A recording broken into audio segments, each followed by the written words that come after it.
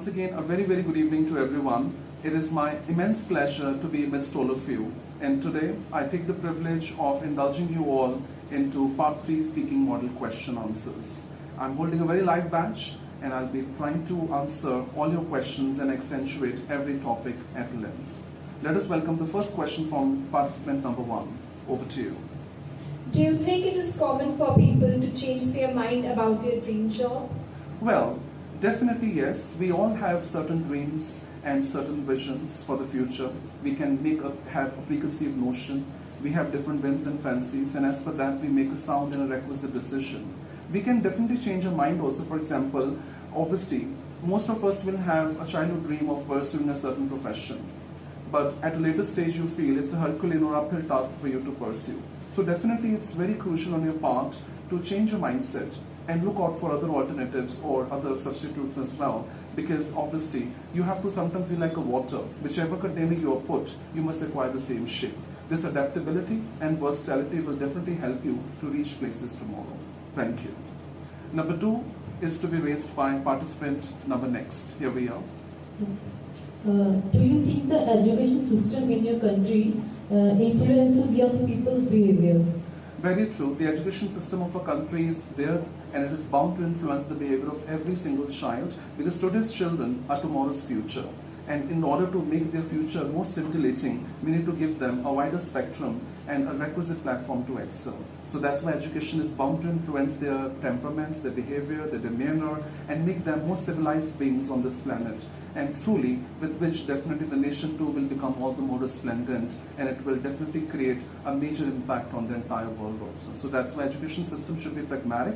It should be more and more practical, job and training oriented, like character building, demeanor development, feeling management, inculcating emotions, and making them all the more civilized, sagacious and pensive human beings. Thank you.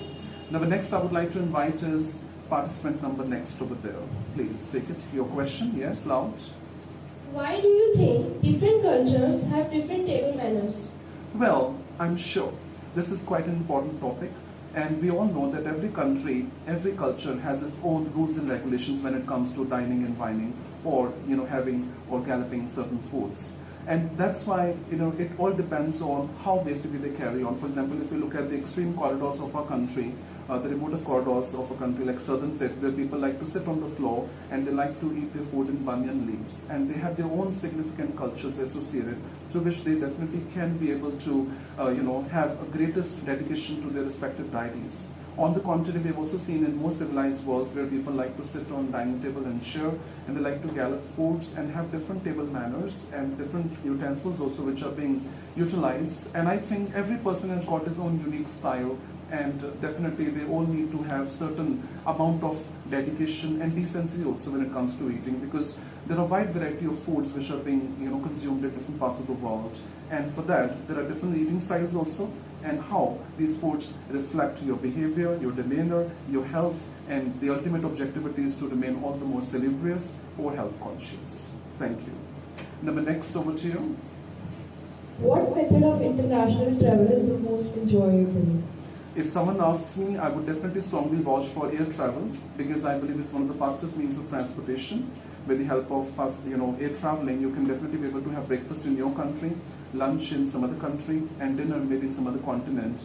And I'm sure it definitely is the ease, convenience, the sophistication, and the speed which is directly proportionate to development introduced by Wright siblings in America way back. So I feel I definitely would like to become more like a globetrotter in the future and cover almost every continent and every country. And I'm sure since there is a wide demarcation or chasm between people who travel and the ones who do not. So that's why I feel if life offers you a chance, an opportunity, you must travel, otherwise you end up regretting in the world. Thank you. Next question, over to you. Yes. To what extent do you think advertising affects the way people shop? Well, definitely advertising, influences people's minds, thoughts and actions, because it is making people all the more shopaholic, because it definitely creates unnecessary need of that product in their minds, because the saying goes, what is seen is what is sold, and definitely it's making people all the more spendthrift, exorbitant or prodigal in their spendings. And I think it's somewhere frivolous, and people are also becoming hyper greed and brand conscious. I feel it's a very hollow approach involved. So that's why it's crucial on the part of every individual to become more soul conscious. These brands and breeds are here to stay and to revolutionize the world. But ultimately, you are the consumers, and you have to make smart choices and understand what you need and what you can shun.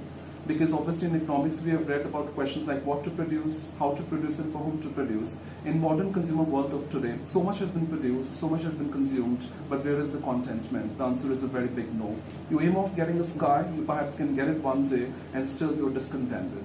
Because human wants are unlimited. There are only limited resources to satisfy human wants. So that's why I don't think so we can ever draw a line of demarcation here. So best is to understand how much you need in the world and shop in accordance to that, and also make a requisite savings for the future, because future remains uncertain, particularly in these crises of wars, viruses, and violence. And that's why I'm sure you should become more judicious and smart consumer. So advertising does influence, but if you're a smart consumer, I don't think so it will sway you to that extent that you become. We have over to you, to this girl out here. Yes, please. Do you think state or private television is better? Well, I believe both have got definitely their own significances, because the reason being it was the state television which was first launched way back, and definitely in those days not many people had too much to see, the kind of content, the kind of access they wanted to have. There were only few programs which were aired, but in today's time people are literally so flummoxed to see thousands of channels, and people end up paying piano on their remote controls. They are so much baffled what to watch, because more or less programs are of similar sort. And many of these programs are only depicting violence, vulgarity, obscenity, voyeurism, and a lot of other things of negative connotation. I think it's a high time that the television industry should reinforce more of positive and optimistic content, through which we definitely can aim at changing the mindset. And television is a great medium of education and spreading information to the world. So that's why it should stick to its intrinsic objectivity of making the world all the more civilized, more livable, and more innocuous. So that's why I definitely like to watch either of those channels, be it on state television or private channels. The only purpose is to have an access to something which is qualitative, which is informative, knowledgeable, cognitive, and much more everlasting. Thank you. And two last questions from the floor. Harvinder. Do you think the types of sports that are popular will change in the future? Absolutely true. The sports, definitely the way they are being played, the way they are being aired, will be definitely undergoing a drastic transition, a paradigm shift, I must say. Because nowadays people are obviously playing all sorts of sports, be it indoor or outdoor sports. We have seen there are staunch fan following of cricket sports stars, or soccer, or football for that matter.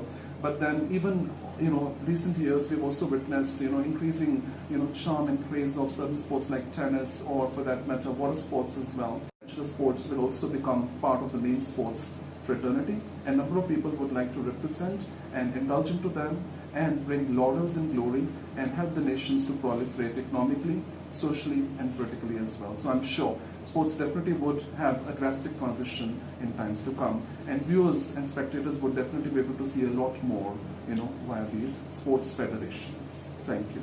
And now we have got the last question from you. Yes. How are education priorities today different from those in the past? Well, there has once again been a very broad line of demarcation between both. In yesteryears, education was only primarily limited to pursuing your graduation or postgraduate degree, just to add this tag in your respective CV. So not many people could utilize their educational programs or qualifications to indulge into certain good proper jobs through which they can have a sense of contribution and progression to the country. On the contrary, in today's globalized world, the intrinsic purpose of education is to take up a requisite job, to earn your livelihood, to make a difference to the world, to the economy, and to the nation as a whole. And that's why education priorities are today far more different, because every person is quite career-oriented. Whether they are men or women, girls or boys, they all need to have or embark upon a sound career for a lifetime. And everyone has understood and realized the fact that your careers are your constant companions. And which is why it's intrinsic and rather paramount or profound on your part to indulge into a sound career and rely on it for a lifetime. So that's why these priorities definitely have witnessed a sea change, and I'm sure nowadays if you look at even tiny toddlers, they are grown in an atmosphere which gives them a great exposure to definitely be able to pick up a good career at a later stage. So even if you see a tiny toddlers of 6, 7 or 8 years old, they are working so well. And in some cases, they are globally very prominent and famous also. So it is all the dedication through which they are able to. It was absolutely a wonderful speaking round with all of you. And thank you so much for asking me these brilliant questions. And I would definitely like to wind up now. And I wish you loads of luck that you all attain top grades and bands in your IELTS program and have a very, very resplendent future. Thank you so much and have a very great time. Thank you.